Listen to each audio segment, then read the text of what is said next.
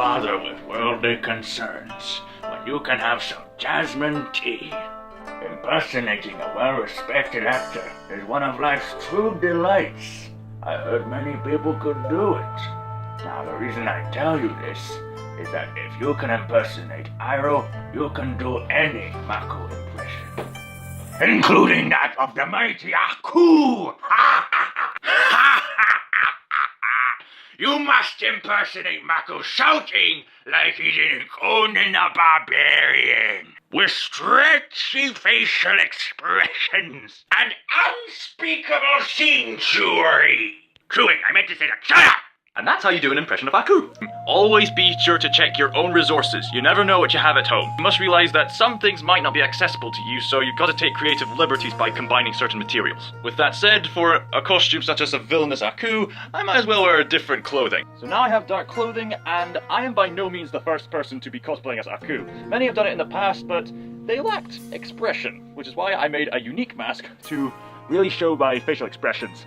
That, combined with my Mako impression, should make this costume, I don't mean to brag, but it should make it work better than others.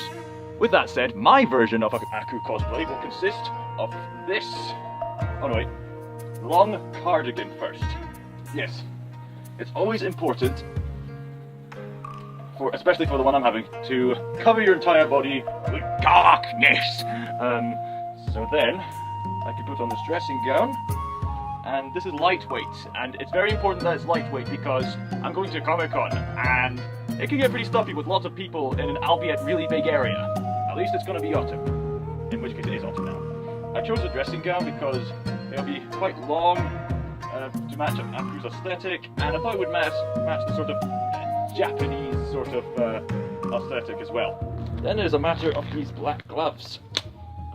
These are polystyrene gloves or whatever they are, but they're plastic gloves.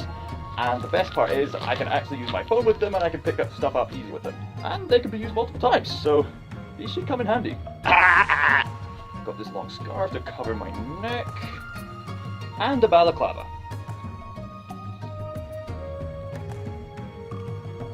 It saved me a lot of black makeup. It was my dad's idea. I should also let you know that I took the time to create these unique shoulder pads because Aku has these this very spiky aesthetic, which adds to his villainous design. He is the Master of Darkness and the source of all evil, after all, in Samurai Jack. So what I did was take this material that I wasn't using and just I cut it in two, and then I made this thing out of other bits of paper mache, cardboard, sellotape, just to make the pointy bit. I was originally going to have just that and just some straps around the shoulders, but it didn't work, so I used these to substitute. They're much more sturdy, and Mum had sewed in these ribbons just so it won't fall apart.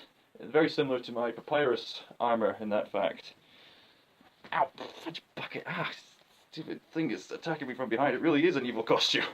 And here comes the part where it gets messy.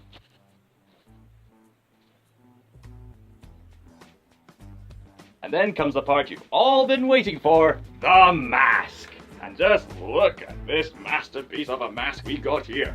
Started off as your basic mask from Hobbycraft, and then I covered it with lots of paint, and I got these cardboard things that were meant to be alphabets, alphabet letters, so I took basically 4 big capital letter L's and 2 small letter J's, and stuck them on the side of the mask, and then covered it with layer upon layer upon layer of masking tape, and covered some other bits with paint, and then using this fluffy wool material, I glued on the aforementioned wool material onto here, and other aesthetics. I had to make sure that the back of it was very hard so that it was stable and wouldn't just easily rip off in the wind or something. And speaking of the hair, I also use the same thing for this beard. The inside of it, hopefully I won't ruin it.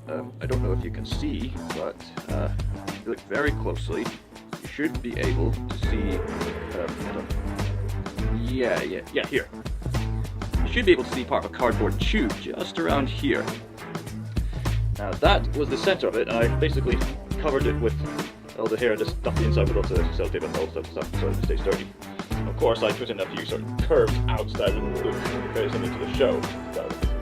Then there's these straps, rather large straps, which Mum and I set up there. So now I can put them onto my head. Oh, another thing. This chin piece will also go beneath the chin, so I can move it about. I originally planned the costume so that the eyebrows would be attached to the actual eyebrows, just to allow more expression.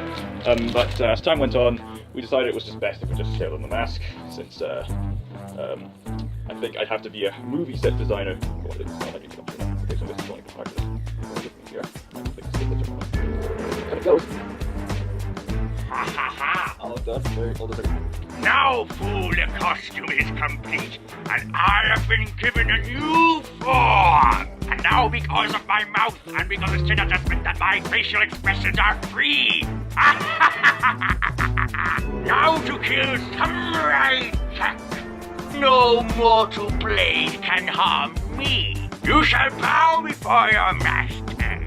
Witness the glory of Aku's costume cosplayer. Oh, and one other thing, the shoulder blades will keep... shoulder pads are supposed to flip. Ah, stop falling off! Should your shoulder pads fall off, you can always just easily readjust them, but they're quite sturdy, I promise. And that is how you make an Aku costume. Hope you like it, and feel free to like, comment on what your opinion on this costume is, and meet me at Glasgow Comic Con. And before I go, there's one last thing I need to mention. Extra thick! So one last thing, it doesn't help to ask for help every now and then.